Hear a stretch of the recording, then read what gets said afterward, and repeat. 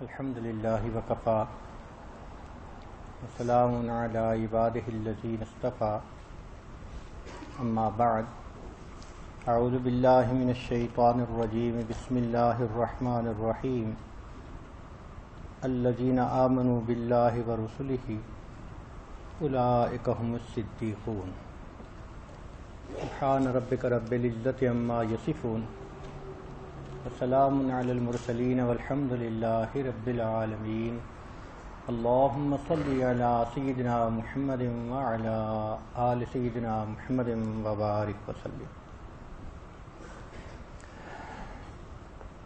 صادق سچ بولنے والے کو کہتے ہیں۔ یہ لفظ صدق سے نکلا ہے۔ صدیق مبالغے کا صیغہ ہے، باب نصر سے ہے۔ دین اسلام سچ کا دین ہے۔ اللہ رب العزت سچے ہیں۔ ومن اصدق من اللہ حدیثا، جو پیغام لے کر آئے اللہ کا وہ اللہ کے نبی بھی صادق الامین، مشرکین ان کو سچا کہتے تھے۔ پھر جو دین آیا یہ بھی سچا دین ہے، اللہ کی کتاب بھی سچی کتاب ہے۔ اللہ کو ماننے والا، نبی علیہ السلام کو ماننے والا، دین کو ماننے والا وہ جھوٹا نہیں ہو سکتا۔ اس لیے کہ جب اللہ پاک ہیں، اللہ کے کلام پاک ہے، اللہ کے حبیب معصوم ہیں، تو ان کے ساتھ ایک ناپاک کا جوڑ کیسے لگ سکتا ہے؟ اس لیے حدیث میں آتا ہے کہ نبی علیہ السلام نے ارشاد فرمایا، مومن سب کچھ ہو سکتا ہے، مومن جھوٹا نہیں ہو سکتا۔ یعنی باقی گناہوں کی توقع ہو سکتی ہے، جھوٹ نہیں ہو سکتا۔ عجیب بات ہے کہ جتنی یہ اہم بات ہے اتنا اس سے آج غفلت بڑھتی جا رہی ہے۔ نبی علیہ السلام نے ارشاد فرمایا، بعثت لأتمم مکارم الاخلاق، میں مکارم اخلاق کی تعلیم دینے کے لیے مبعوث ہوا ہوں۔ یعنی آپ کی تشریف آوری کا مقصد یہ تھا، آبجیکٹو تھا، گول آف لائف یہ تھا کہ لوگوں کو مکارم اخلاق سکھائیں۔ چنانچہ حافظ ابن ابی دنیا محدث نے اس پر ایک کتاب بھی لکھی، مکارم اخلاق۔ یہ 10 چیزیں ہیں۔ ان 10 چیزوں کو جو بندہ سیکھ لے گا گویا وہ اپنے اندر اعلیٰ اور اچھے اخلاق پیدا کر لے گا۔ ہم ان بیانات کو اس نیت سے سنیں کہ جو ہم نے سننا ہے اس کو ماننا ہے، اس کو اپنی زندگی میں لاگو کرنا ہے۔ اس میں مکارم اخلاق میں سب سے پہلے ہے سچ بولنا۔ تو سچ بنیاد ہے۔ یوں سمجھیے جیسے ہر درخت کا ایک تنا ہوتا ہے، ہر عمارت کے پلر ہوتے ہیں۔ پلر نہ رہے عمارت گر جاتی ہے، تنا نہ رہے تو درخت گر جاتا ہے۔ ایسے دین اسلام کا تنا اور پلر وہ سچ ہے۔ جس بندے کی زندگی میں سچ نہ رہا اس کا دین کھوکھلا ہے۔ حدیث پاک میں ہے، بندہ جھوٹ بولتا رہتا ہے، بولتا رہتا ہے، بولتا رہتا ہے، اللہ تعالیٰ فرشتوں کو فرما دیتے ہیں کہ جھوٹوں کے دفتر میں اس کا نام لکھ لیا جائے۔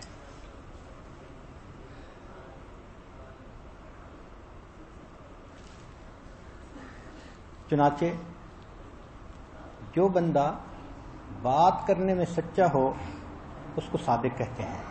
فمن اصدق فی الاقوال فہو صادق ومن اصدق فی الاعمال فہو صدوق۔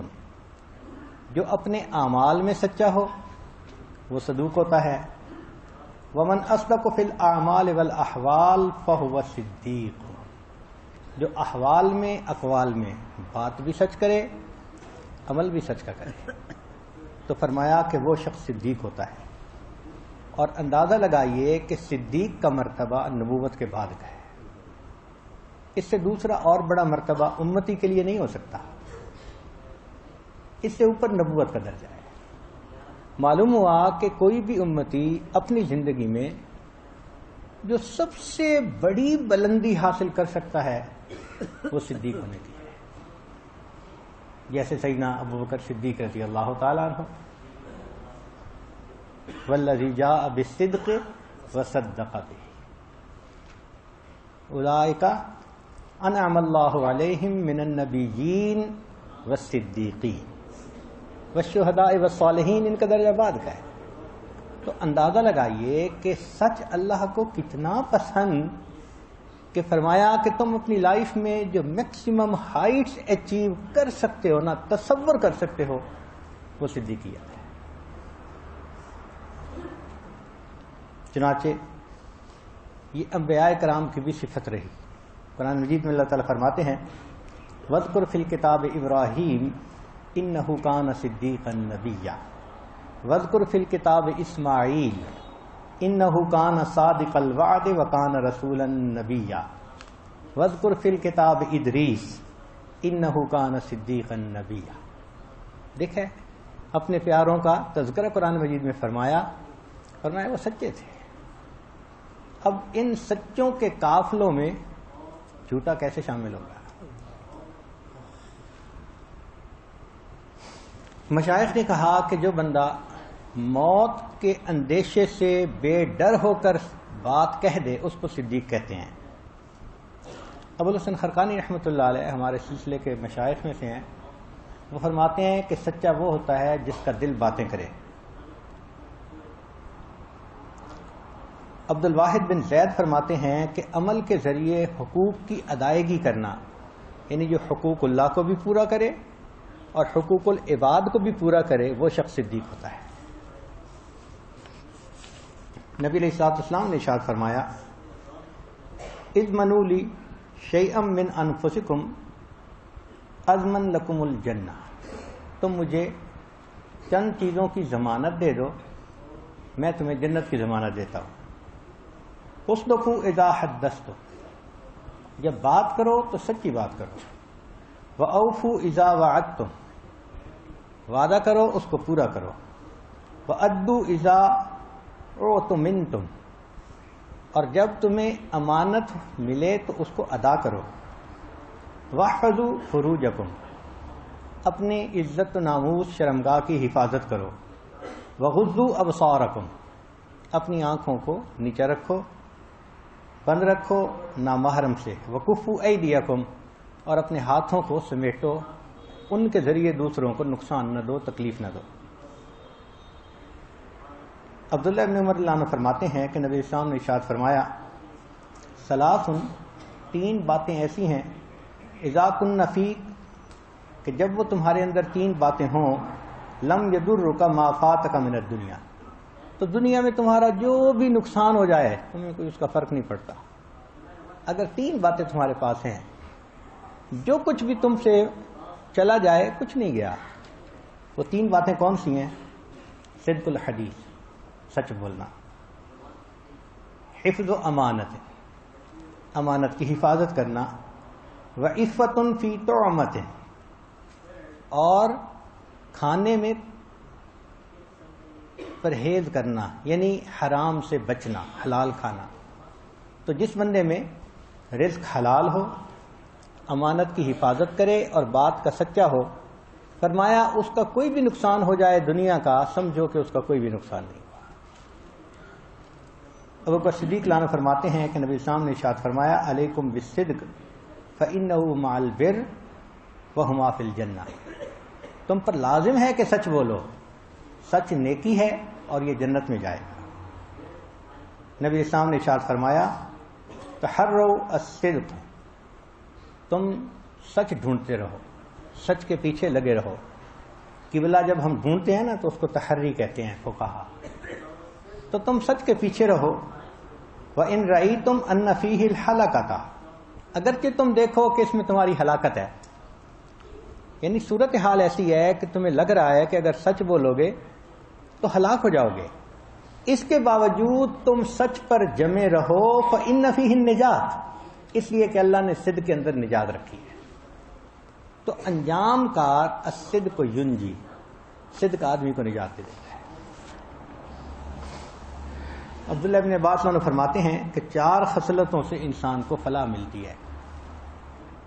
ایک صدق سے، دوسرا حیا سے، تیسرا حسن خلق سے، اور چوتھا شکر ادا کرنے سے۔ جس بندے میں یہ 4 خصلتیں ہوں گی تو گویا وہ بندہ اللہ رب العزت کے ہاں فلاح پانے والا ہوگا۔ فلاح کس کو کہتے ہیں؟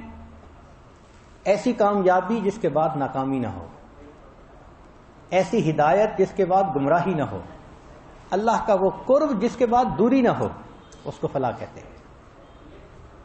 تو انسان کو یہ فلاح ان 4 چیزوں سے ملتی ہے۔ چنانچہ امام غزالی رحمۃ اللہ علیہ نے صدق کے 6 مراتب گنوائے ہیں۔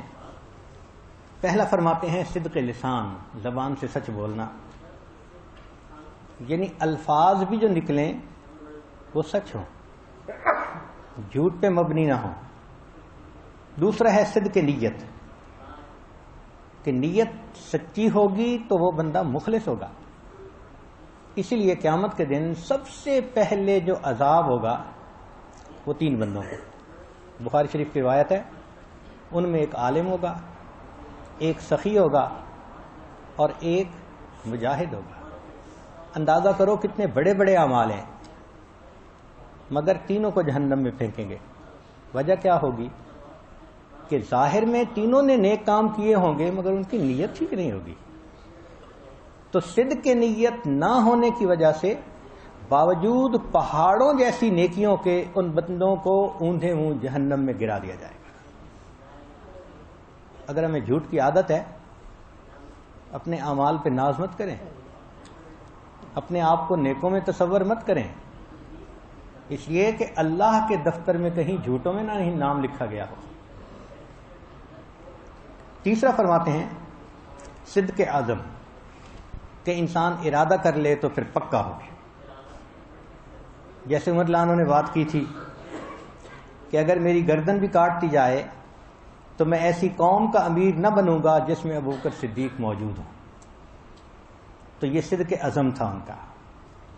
صدق وفائے عزم، جو ارادہ کیا اس کو وفا کرنے کا، اس میں سچائی۔ جیسے حضرت انس رضی اللہ عنہ کے ایک چچا تھے ابن النضر رضی اللہ تعالیٰ عنہ، یہ غزوہ بدر میں شریک نہیں ہو سکے تھے۔ اس کی کمپنسیشن میں انہوں نے یہ عہد کیا تھا کہ اگر مجھے اللہ نے آئندہ اپنے رستے میں نکلنے کا موقع دیا تو میں مکافات کروں گا۔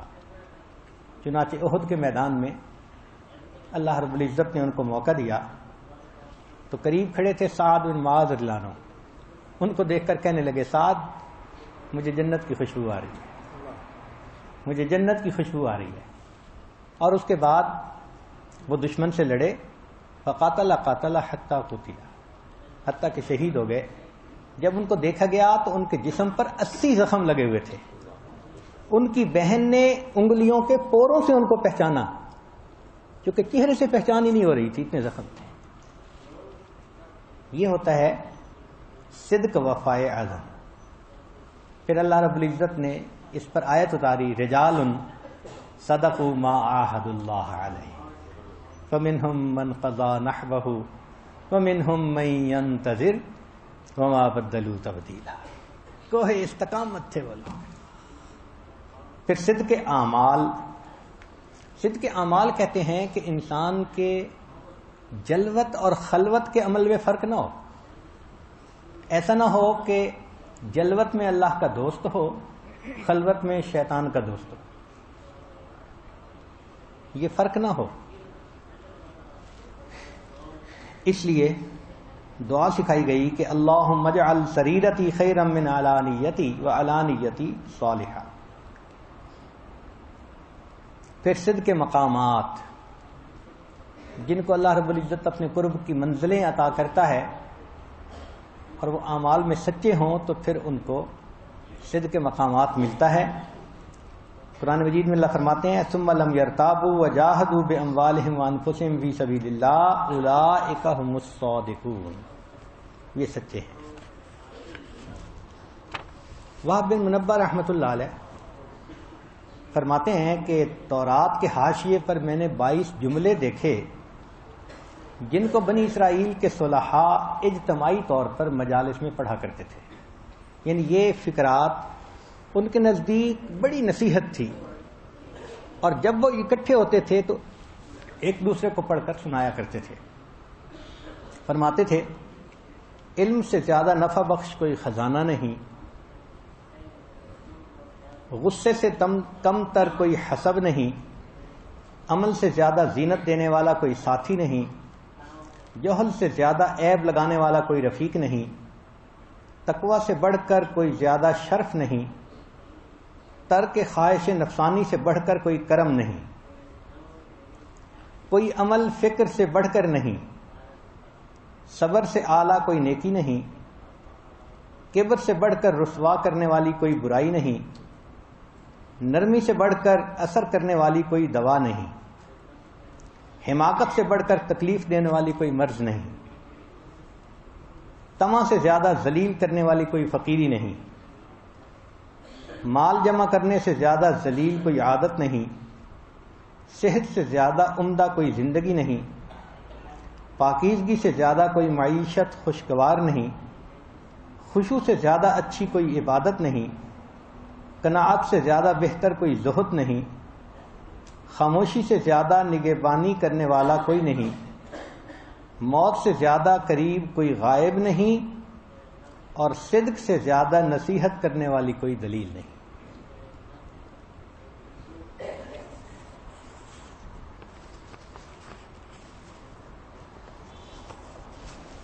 حضرت عبداللہ ابن مسعود رضی اللہ عنہ فرمایا کرتے تھے کہ سب سے زیادہ سچا کلام قرآن ہے،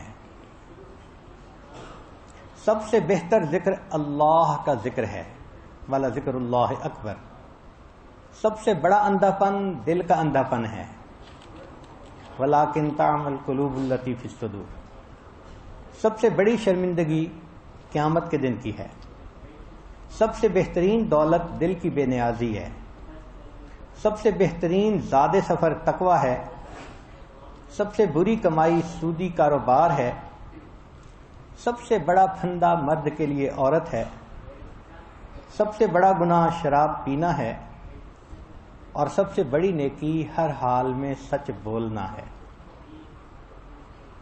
چنانچہ مشائخ نے لکھا ہے کہ سچ سیکھنا آسان نہیں، محنت کرنی پڑتی ہے۔ چنانچہ بعض بزرگوں نے لکھا کہ مجھے شیخ نے جب حکم دیا کہ تم ہر حال میں سچ بولو تو مجھے 20 سال لگے سچ کی عادت اپنانے میں۔ یہ ایسا نہیں ہے کہ آج ہم نیت کر لیں گے تو کل سے ہم سچ بولیں گے، کیونکہ عادت جھوٹ کی بنی ہوئی ہے، بے ساختہ جھوٹ بولتے ہیں۔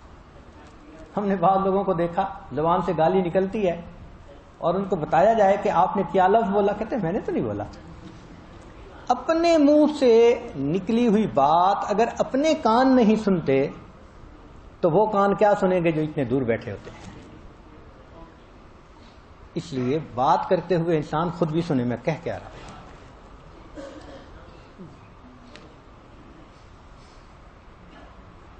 چنانچہ رباح بن یزید لخمی رحمۃ اللہ علیہ فرماتے ہیں کہ مجھے سچ کی عادت اپنانے میں 16 سال لگے۔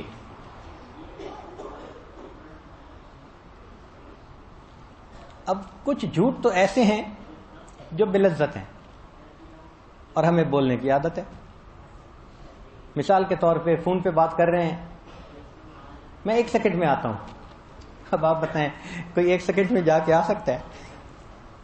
اب جھوٹ ہے، فرشتوں نے تو وہی لکھنا ہے نا جو کہا۔ یہ ہے گناہ بے لذت، گناہ بھی کیا لذت بھی نہیں کوئی۔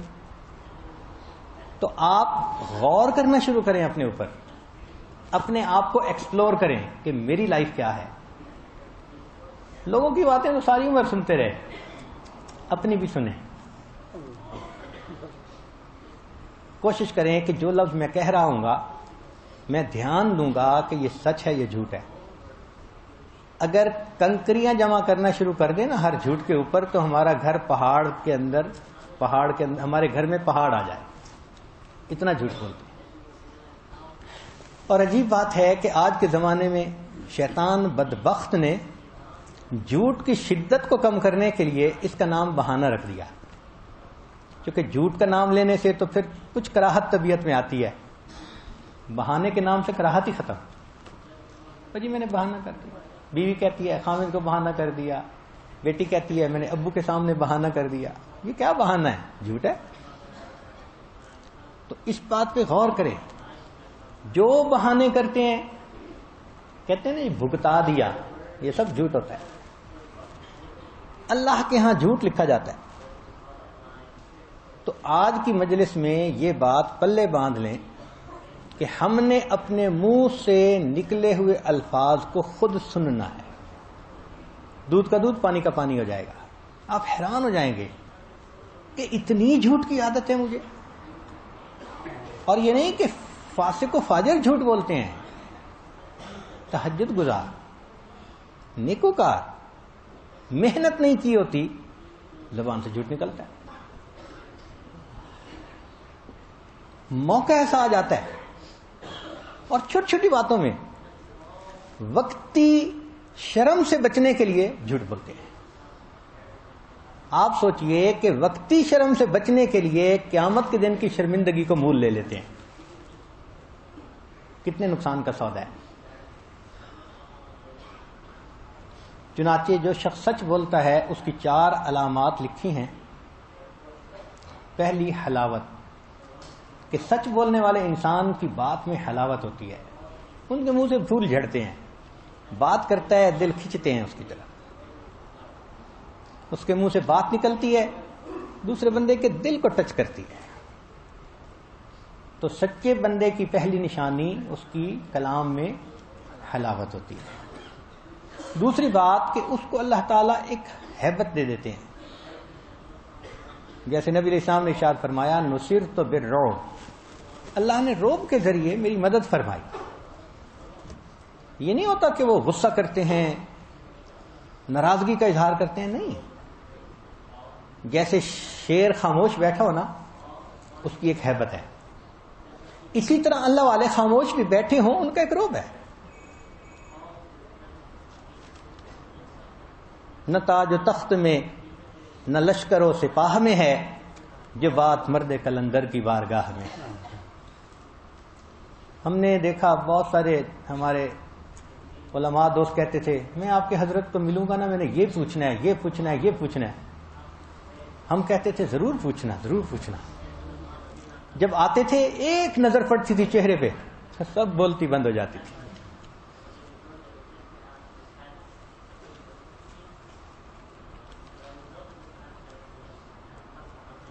بات ہی نہیں ہوتی تھی. اے لقائے تو جواب ہر سوال، بات مشکل حل شود بے قیل و قال.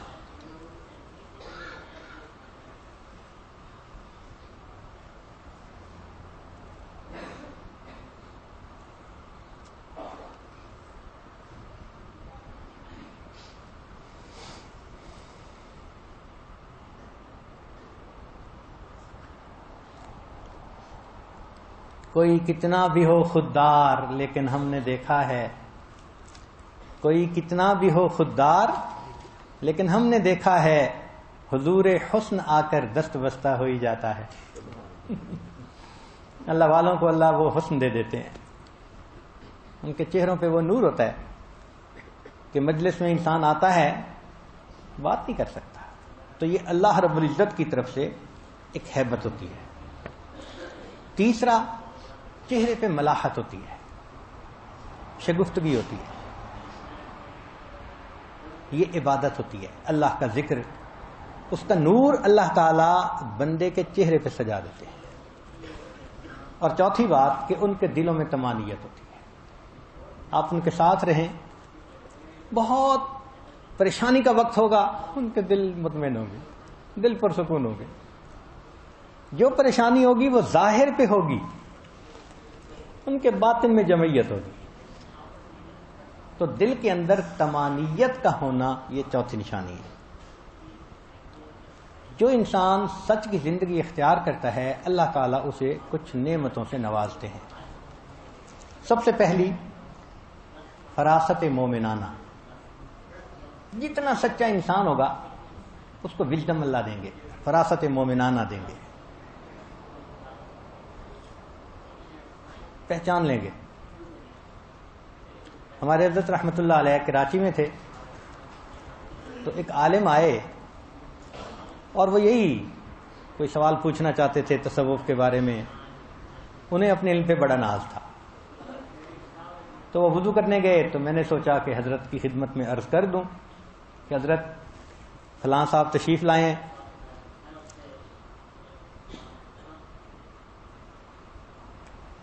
عرض کیا تو حضرت میری طرف کچھ دیر دیکھا, فرمانے لگے میں لعنت بھیجتا ہوں اس پیر پر کہ بندہ اس کے سامنے آئے اور اس کو یہ پتہ نہ چلے کس نیت سے آیا ہے. اتنی اسٹرانگ سٹیٹمنٹ. میں لعنت بھیجتا ہوں اس پیر پر کہ اس کے سامنے بندہ آئے اور اس کو یہ پتہ نہ چلے کہ کس نیت سے آیا ہے. فرمایا یہ جواسیس القلوب ہوتے ہیں.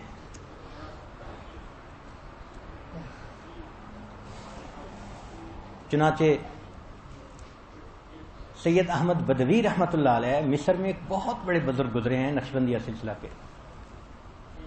ایک مرتبہ فقہا نے ان کی طرف ایک عالم بڑے فقیہ کو بھیجا, فقیہ شہر کو بھیجا کہ آپ جا کے ان سے 10 سوال پوچھیں, پتہ چلے ان کے عقائد کیا ہیں, یہ ٹھیک ہیں یا نہیں, بدعتی تو نہیں. چنانچہ فقیہ شہر ان سے سوال پوچھنے کے لیے آئے. جب وہاں پہنچے تو سید احمد بدوی رحمۃ اللہ علیہ نے سوال بھی بتا دیے, جواب بھی بتا دیے.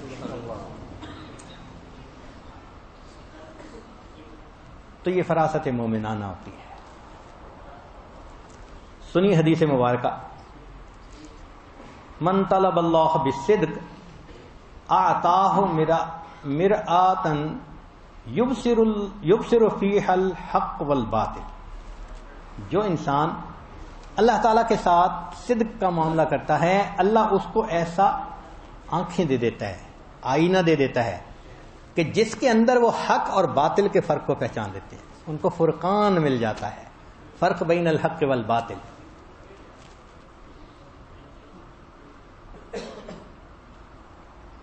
بلکہ بعض بزرگوں نے تو کہا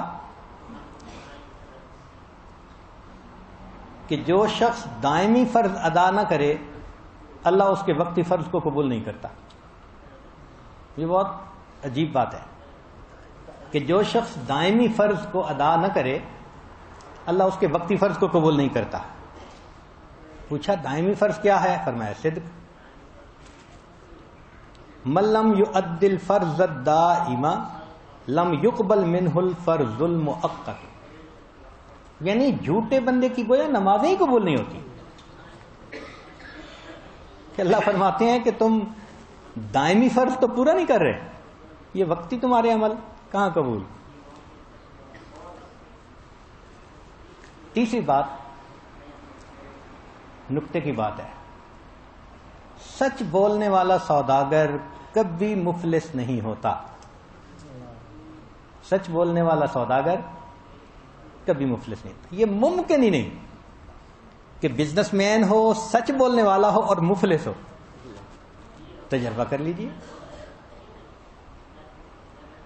آپ نظر دوڑا لیجئے, کوئی بھی آپ کو ایسا تاجر ملے گا جو سچ بولنے والا ہو ہمیشہ غنی ہوگا. تو سچ انسان کو غنی بنا دیتا ہے.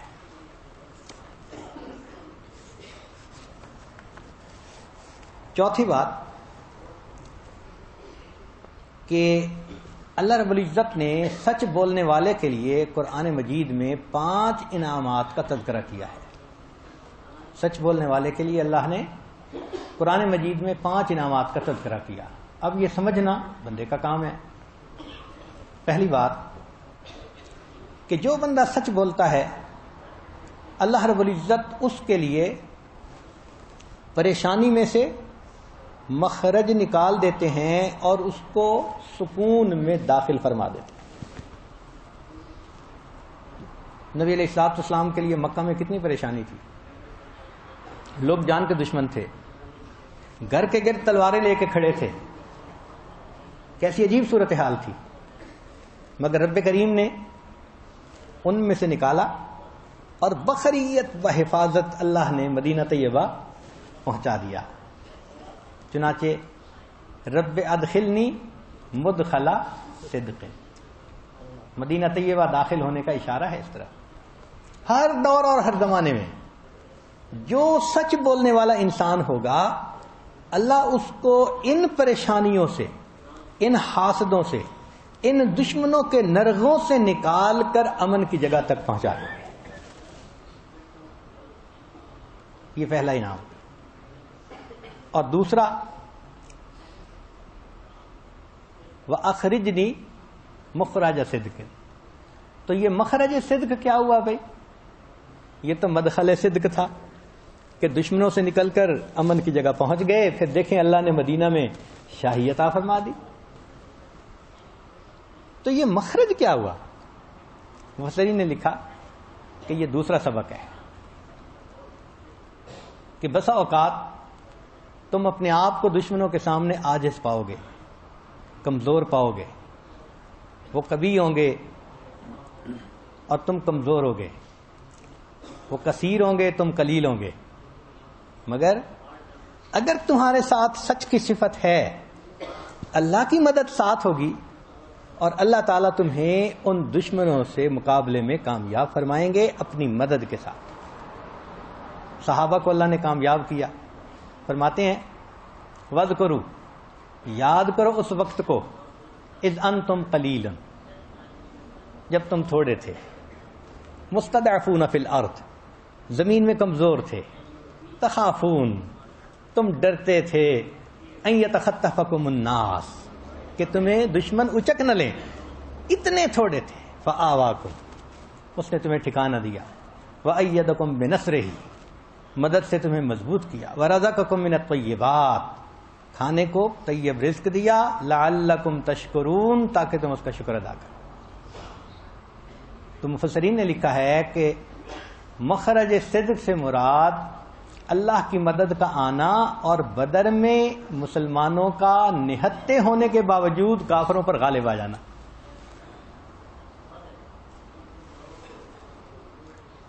بدر سے پہلے کافر یہ سمجھتے تھے یہ تو چند لوگ ہیں، ہم جب چاہیں گے ان کا نام مٹا دیں گے.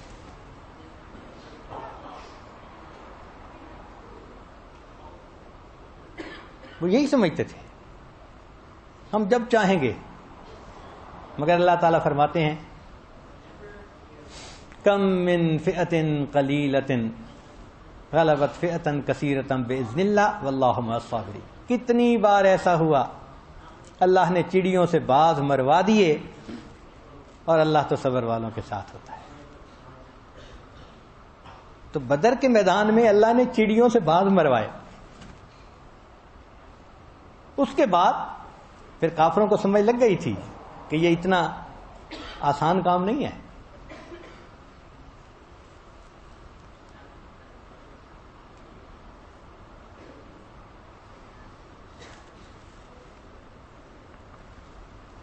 تو ایک ہے مدخل صدق کہ بندے کو امن تک پہنچا دینا پریشانی کی جگہ سے نکال کر. دوسرا ہے کہ اپنے دشمنوں کے مقابلے میں اس کو غالب کر دینا. تیسرا ہے لسان الصدق. ابراہیم علیہ السلام کے بارے میں اللہ فرماتے ہیں وَجْعَلْ لِي لِسَانَ صِدْقٍ فِي الْآخِرِينَ. لسان صدق کہتے ہیں کہ بندے کے تذکرے مشہور کر دینا. جو سچ بولتا ہے اللہ تعریفوں کے انبار لگا دیتے. آپ دیکھیے ابراہیم علیہ السلام وہ ہستی ہیں، تینوں بڑے مذاہب کے اندر ان کی عزت ہے، ان کا اکرام ہے. مسلمان بھی اکرام کرتے ہیں، عیسائی بھی اکرام کرتے ہیں، یہودی بھی اکرام کرتے ہیں، سب کے نزدیک معزز. سبحان اللہ. اللہ نے ان کے دیکھو کیا تذکرے دنیا میں پھیلا دیے. تو اس کو لسان صدق کہتے ہیں کہ اگر تم سچ پہ جمے رہو گے تو آنے والی دنیا تمہارے سچ کے تذکرے کیا کرے گی. آج دیکھو سیدنا ابوبکر رضی اللہ عنہ کا نام آتا ہے تو صدیق کا نام ساتھ آتا ہے. پھر قدم الصدق. قدم الصدق کہتے ہیں مرتبہ اونچا ملنا، مقام اونچا ملنا. فرمایا بشر الذین آمنوا ان لهم قدم صدق عند ربهم. سبحان اللہ. یہ تو جو پہلے تین باتیں تھیں یہ دنیا کی تھی نا، کہ دشمنوں کے نرغے سے نکل گئے، امن کی جگہ پہنچ گئے، تذکرے مشہور ہو گئے. اب چوتھی بات کہی کہ اتنا ہی نہیں کہ یہاں ملے گا، آگے بھی ہے. اور وہ کیا کہ اللہ کے ہاں تمہیں مرتبہ بھی پھر بلند عطا کیا جائے گا. بھائی بلند مرتبہ ملا تو پھر اس پہ بات ختم ہو گئی؟ فرمایا نہیں. بلند مرتبہ ملنے کے بعد ایک فائنل ڈیسٹینیشن بھی ہے. وہ کیا ہے؟ اس کو کہتے ہیں مقعد صدق، فی مقعد صدق عند ملیک مقتدر. اللہ کا دیدار ہوگا تمہیں. تو یہ 5 انعام اس شخص کو ملتے ہیں جو سچ کو اپناتا ہے. غور کیجئے کہ اگر یہ نعمتیں حاصل ہوں تو یقیناً دنیا کی سب سعادتیں اس شخص کو حاصل ہو گئی.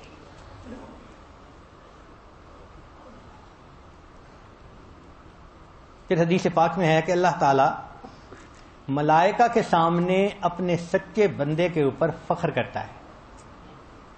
فخر فرماتے ہیں میرے بندے کو دیکھو. سبحان اللہ، کیا مقام ہے اس بندے کا. اللہ تعالیٰ فرشتوں کے سامنے فخر فرمائیں.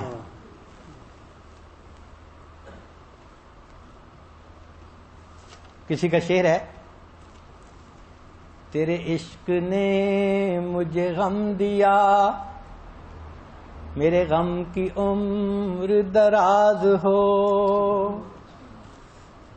تیرے عشق نے مجھے غم دیا، میرے غم کی عمر دراز ہو. وہ مقام آئے خدا کرے، میرے عشق پہ تجھے ناز ہو. اللہ کرے کہ وہ مقام آئے کہ ہمیں اللہ سے ایسی محبت ہو، اللہ فرشتوں کی محفل میں فخر فرمائے میرے بندے کو دیکھا. تیرے عشق نے مجھے غم دیا، میرے غم کی عمر دراز ہو. وہ مقام آئے خدا کرے، میرے عشق پہ تجھے ناز ہو.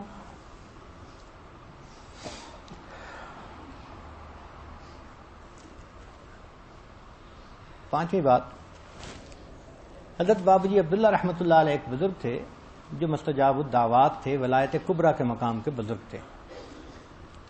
جس شخص کے بارے میں دعا کر دیتے تھے کہ اس کو نبی علیہ الصلوۃ والسلام کی زیارت نصیب ہو، 3 راتوں کے اندر اندر اس کو زیارت نصیب ہوتی تھی. اور یہ 1-2 دفعہ کی بات نہیں، یہ سینکڑوں قصے ہیں ہمارے اپنے مشاہدے میں آئے. درجنوں مرتبہ دعا کروائی پوری، دعا کروائی پوری. تو ایک مرتبہ کسی نے پوچھا کہ حضرت یہ مقام کیسے ملا کہ آپ مستجاب الدعوات ہیں، جو بات زبان سے نکلتی ہے پوری ہوتی ہے. تو حضرت نے فرمایا کہ جس زبان سے جھوٹ نکلنا بند ہو جاتا ہے، اللہ اس زبان کی نکلی ہوئی ہر دعا کو پورا کر دیتے ہیں. ہماری دعاؤں میں جھوٹ رکاوٹ ہے. جھوٹے کی بات کہاں. دیکھیں نا، ایک بندہ ہم سے جھوٹ بولے، ہم اس پہ اعتماد چھوڑ دیتے ہیں، وہ ہماری نظر میں گر جاتا ہے، جی جھوٹ ہے. تو سوچیں، ہم اگر جھوٹ بولتے ہیں تو ہم بھی تو اللہ کی نظر میں پھر گر جائیں گے.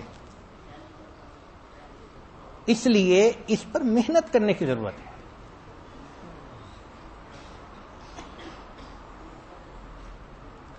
اور ہمارا جھوٹ تو اسی سے ثابت ہو جاتا ہے کہ نماز میں ہم اللہ سے عہد کرتے، ایاک نعبد و ایاک نستعین، اللہ آپ ہی کی عبادت کرتے ہیں. اور پریکٹیکل زندگی میں کس کی عبادت کر رہے ہوتے ہیں؟ اپنے نفس کی. افرأیت من اتخذ الہہ ہوا، کیا دیکھا آپ نے اس کو جس نے اپنی خواہشات کو اپنا معبود بنا لیا. تو نماز میں اللہ کی عبادت کا دعویٰ اور پریکٹیکل زندگی میں نفس کو پوجنا جھوٹ نہیں تو اور کیا ہے. اس لیے جس نے اپنے دل میں کسی غیر محرم کو بٹھا لیا،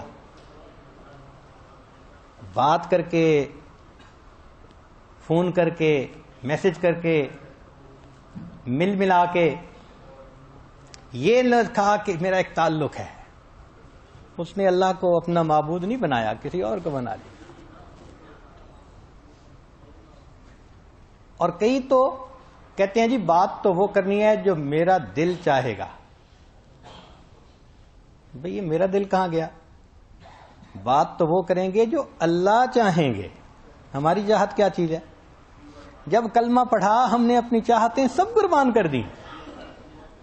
ہماری مرضی کہاں رہی؟ اب تو اللہ کی مرضی رہ گئی. تو اب تو ہم وہ کریں گے جو اللہ کی مرضی ہو. اس لیے اس بات پہ بھی اپنے دل کو کھنگالیں. کوئی بت تو نہیں اندر. ما هذه التماثيل التي انتم لها عاكفون. کیا مورتیاں ہیں جو تم نے اندر رکھی ہوئی. ہمارے حضرت مرشد عالم رحمۃ اللہ فرمایا کرتے تھے کہ زر پرستی، زن پرستی، شہوت پرستی، بت پرستی، نفس پرستی، یہ سب کی سب بت پرستی ہی کی اقسام ہیں. خدا پرستی کوئی اور چیز ہوتی ہے.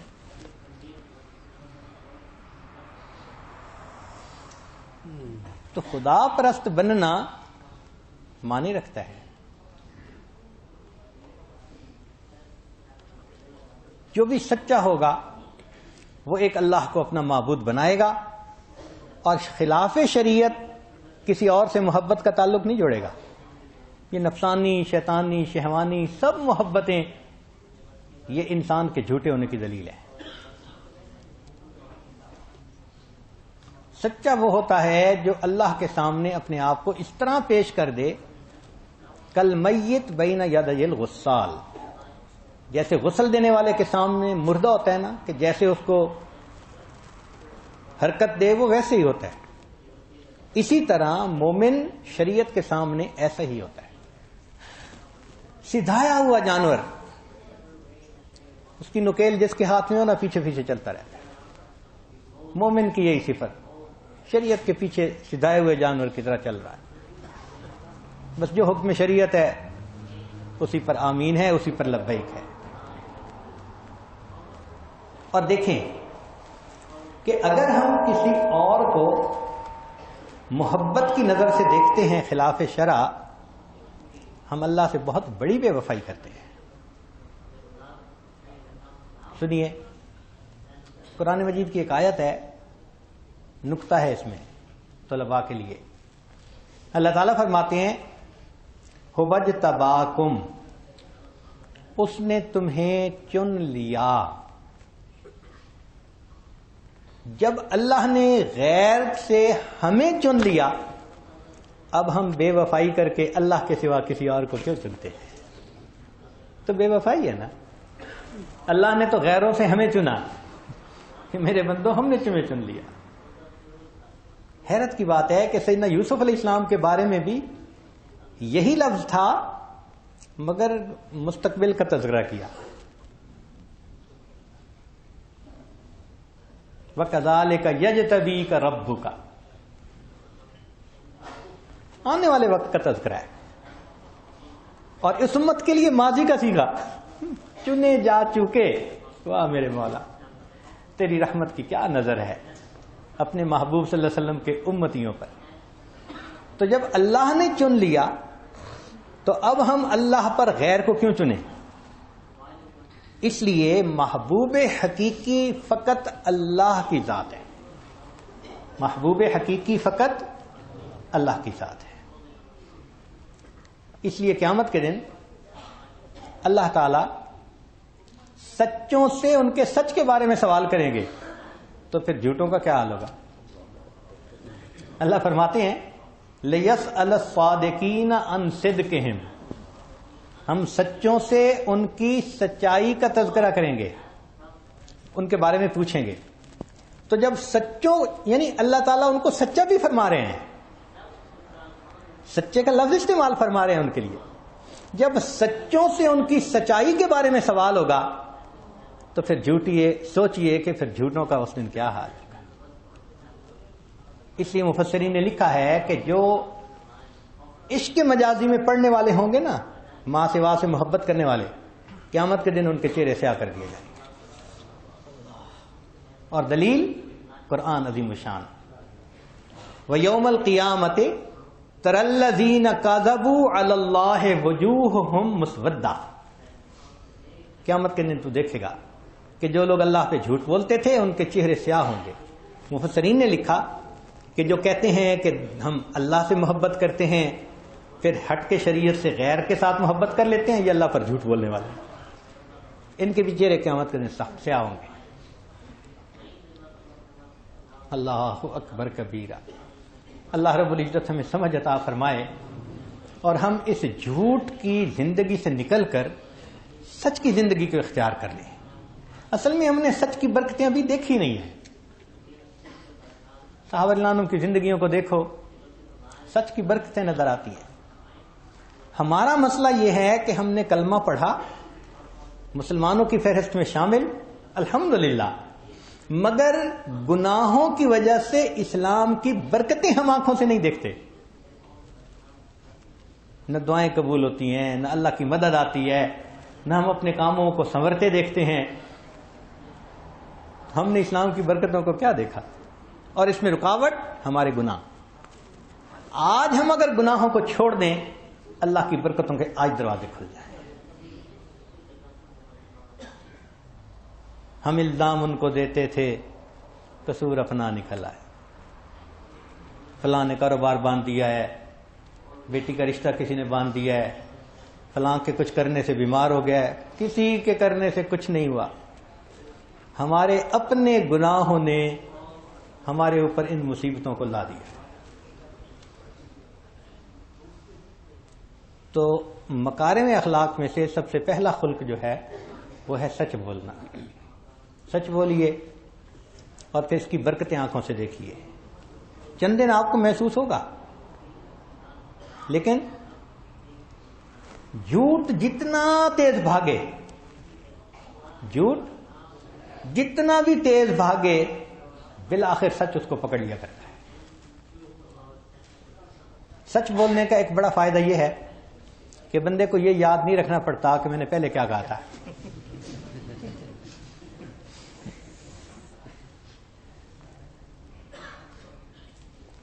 تو جو انسان، جو سالک اللہ سے جڑنا چاہتا ہے، اللہ سچے ہیں، وہ جھوٹ کے ہوتے ہوئے اللہ سے جڑ نہیں سکتا، اللہ سے وصل نہیں پا سکتا.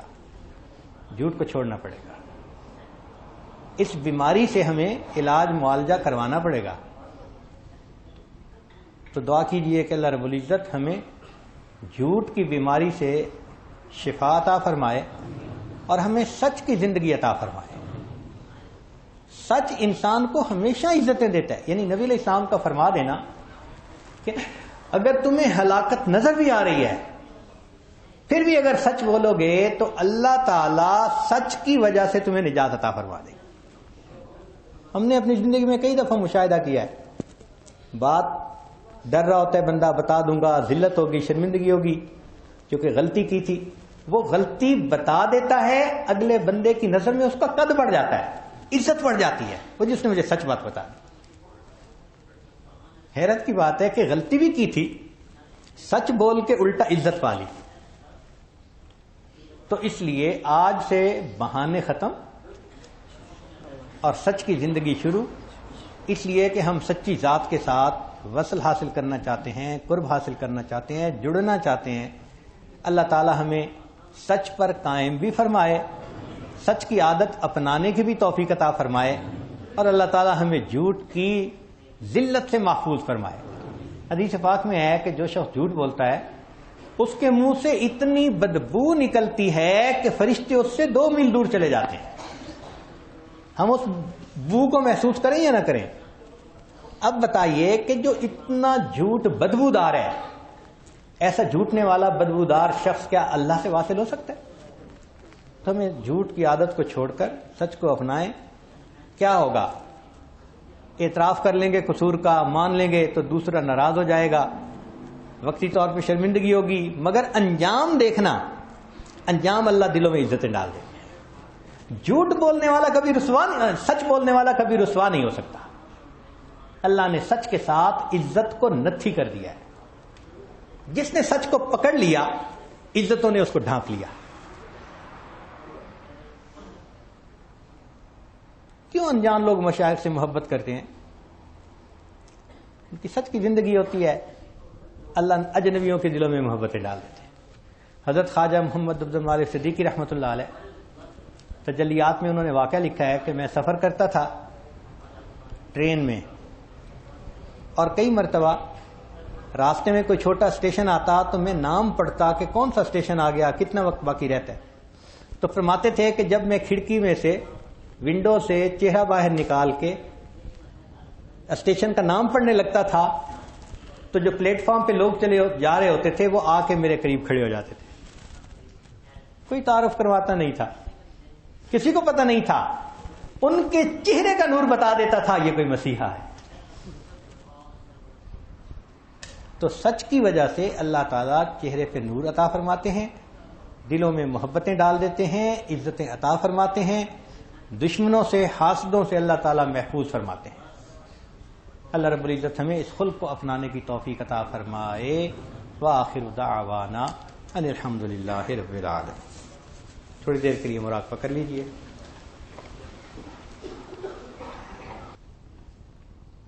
انسان جب اپنے اندر جھانکتا ہے اسے اپنی اصل تصویر نظر آتی ہے۔ من کے دریچے کو کھولیے، اپنی اصل تصویر کو دیکھیے۔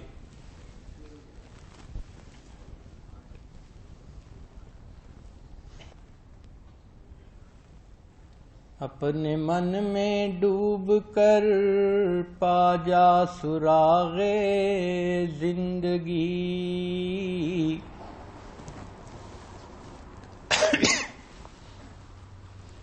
اپنے من میں ڈوب کر پا جا سراغ زندگی، تو اگر میرا نہیں بنتا نہ بن، اپنا تو بن۔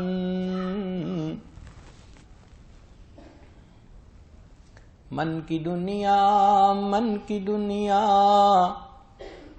سود و مستی جذب و شوق، تن کی دنیا، تن کی دنیا، سود و سودا مکر و فن۔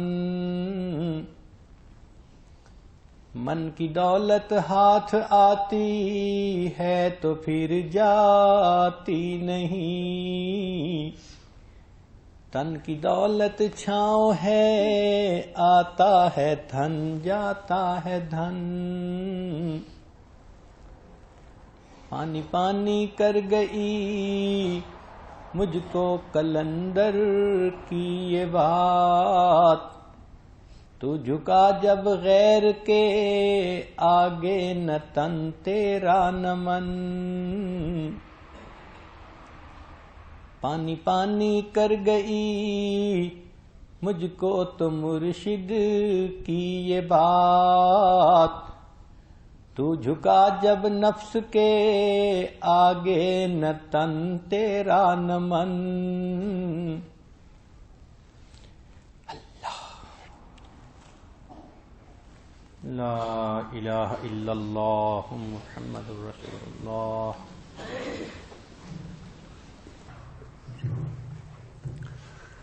بسم اللہ الرحمن الرحیم، اللہم صلی علی سیدنا محمد وعلی آل سیدنا محمد وبارک وسلم۔ لا احصی ثناء علیک انت کما اثنیت علی نفسک رب اغفر وارحم وانت خیر الراحمین۔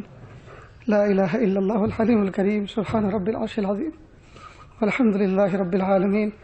نسألک موجبات رحمتک وعزائم مغفرتک والغنیمۃ من کل بر والسلامۃ من کل اسم۔ لا تدع لنا ذنبا الا غفرته ولا ہما الا فرجته ولا حاجة هي لك رضا الا قضيتها یا ارحم الراحمین یا ارحم الراحمین یا ارحم الراحمین۔ پیارے اللہ، ہم ظاہر میں آپ کے بندے، حقیقت میں نہایت گندے۔ اللہ ہمارے دلوں کی گندگی کو دور فرما، ہمیں اپنی بندگی کا سلیقہ عطا فرما، شرمندگی والے کاموں سے ہماری حفاظت فرما، برے دن سے، بری بات سے، بری رات سے، برے انجام سے ہماری حفاظت فرما، سوء خاتمہ سے ہماری حفاظت فرما۔ پیارے اللہ، یہ ہاتھ اٹھائے جانے کے قابل نہیں اور یہ زبان کو سوال کرنے کے قابل نہیں، لیکن آپ سے نہ مانگے تو کس سے مانگے، آپ کو نہ پکارے تو کس کو پکارے۔ پیارے اللہ، ہم جیسے تو آپ کے اربوں خربوں بندے ہیں، لیکن آپ کے جیسے تو ہمارا کوئی رب نہیں، آپ ہمارے اکلوتے رب ہیں۔ پیارے اللہ، آپ ہماری صداؤں کو سن لیجئے، ہماری دعاؤں کو سن لیجئے۔ اللہ، آپ ہم سے راضی ہو جائیے، اللہ آپ ہمیں معاف کر دیجئے، اللہ آپ ہمیں معاف کر دیجئے، اللہ آپ ہمیں معاف کر دیجئے۔ اللہ ہم گناہ کر کر کے تھک چکے ہیں، آپ کے در پہ آئے ہیں، معافی مانگنے کے لیے آئے ہیں، اپنے تزکیے کے لیے آئے ہیں، اپنے تصفیے کے لیے آئے ہیں۔ اللہ جی آپ پاک کر دیجئے، اللہ جی آپ صاف کر دیجئے۔ پیارے اللہ، بچہ گندا ہوتا ہے، ماں اس کو پھینک نہ دیا کرتی، ماں اس کو نہلاتی ہے، دھلاتی ہے، دھوبی بیٹا چاند سا بنا دیتی ہے، پھر اس کو سینے سے لگاتی ہے، پیار کرتی ہے۔ پیارے اللہ آپ ہمیں پاک کر دیجئے، آپ ہمیں صاف کر دیجئے، اپنی رحمت کے سینے سے لگا لیجئے، آپ ہم سے پیار کر لیجئے، آپ ہم سے پیار کر لیجئے۔ پیارے اللہ محبت فرما دیجئے، مہربانی کا معاملہ فرما، عافیت کا معاملہ فرما۔ یا اللہ شمال و جنوب سے اور مشرق و مغرب سے یا اللہ آپ کے بندے چل کر آئے ہیں، آپ کی محبت میں آئے، آپ کی محبت میں آئے۔ اللہ جی لاج رکھ لیجئے، اللہ جی لاج رکھ لیجئے۔ بہت دور سے آئے اور بہت دیر سے آئے، بہت دور سے آئے ہیں اور بہت دیر سے آئے ہیں، تھکے ہارے آپ کے دربار پر گھٹنے ٹیک کے بیٹھ گئے ہیں، آپ کی چوکھٹ پہ گھٹنے ٹیک کر بیٹھ گئے ہیں۔ پیارے اللہ ترس کھا لیجیے، اللہ ترس کھا لیجیے، اللہ ترس کھا لیجیے۔ بوڑھے بڑھاپا لے کر آئے ہیں، جوان جوانی لے کر آئے ہیں، بیمار اپنے مرضوں کے ساتھ آئے ہیں اور نہ جانے کتنے قرضوں کے ساتھ آئے ہیں۔ پیارے اللہ لاج رکھ لیجیے، اللہ جی لاج رکھ لیجیے، محروم نہ فرمائیے، اللہ محروم نہ فرمائیے، اللہ محروم نہ فرمائیے، اللہ جی محروم نہ فرمائیے۔ آپ کے در کا محروم بڑا محروم ہوا کرتا ہے، اللہ محروم نہ فرمائیے، اللہ محروم نہ فرمائیے۔ آپ کے در کے سوا کوئی در نہیں اور آپ کے گھر کے سوا کوئی گھر نہیں۔ پیارے اللہ آپ کا دربار بڑا دربار ہے کہ اللہ دنیا کا فقیر کوئی اونچا دروازہ دیکھتا ہے تو صدا بھی اونچی لگاتا ہے، مطالبہ بھی اونچا کرتا ہے۔ پیارے اللہ آپ کے در سے بڑا در کس کا ہوگا، آپ کے گھر سے بڑا گھر کس کا ہوگا۔ پیارے اللہ ہمارا مطالبہ بھی بہت اونچا ہے۔ پیارے اللہ اپنی رضا دے دیجئے، اللہ اپنی محبت دے دیجئے، اللہ اپنا قرب دے دیجئے، اللہ اپنی ولایت دے دیجئے۔ پیارے اللہ اپنا قرب دے دیجئے، اللہ اپنی ولایت دے دیجئے، اللہ اپنی محبت دے دیجئے، اللہ اپنا عشق دے دیجئے۔ پیارے اللہ زندگی کا قیمتی حصہ نافرمانیوں میں گزار دیا، جوانی کے قیمتی لمحات نافرمانیوں میں گزار دیے۔ کہ اللہ اب نہیں پتہ زندگی کی شام کس گلی میں ہوتی ہے اور کس حال میں ہوتی ہے، کلمہ بھی نصیب ہوتا ہے کہ نہیں ہوتا۔ اللہ اس وقت کے آنے سے پہلے کہ لوگ ہمیں کلمہ پڑھائیں، اختیار سے ذکر اذکار کرنے کی توفیق عطا فرما۔ اللہ اس وقت کے آنے سے پہلے کہ لوگ ہمیں کفن پہنائیں، اللہ لباس تقویٰ پہننے کی توفیق عطا فرما۔ اس وقت کے آنے سے پہلے کہ لوگ ہمیں غسل دیں، غسل توبہ کی توفیق عطا فرما۔ یا اللہ اس وقت کے آنے سے پہلے کہ لوگ ہماری نماز پڑھیں، یا اللہ ہمیں حضور والی نماز پڑھنے کی توفیق عطا فرما۔ پیارے اللہ مہربانی کا معاملہ فرما۔ یا اللہ اس محفل میں نہ جانے کتنے دکھیارے، کتنے غم کے مارے دور دراز سے چل کر آئے ہیں، بہت سی تمنائیں تو وہ ہیں یا اللہ جن کو مخلوق کے سامنے کہتے ہوئے شرم آتی ہے۔ یا اللہ تمام کے دلی تمناؤں کو پورا فرما، دلی آرزوؤں کو پورا فرما۔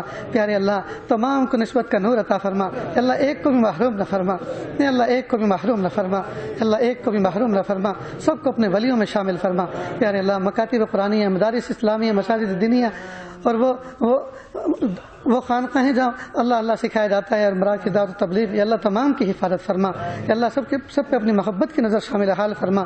پیارے اللہ جو مانگا عطا فرما، جو مانگنے سے رہ گیا وہ بھی عطا فرما۔ وصلی اللہ تعالی علی خیر خلقہ محمد و آلہ و اصحابہ اجمعین برحمتک یا ارحم الراحمین۔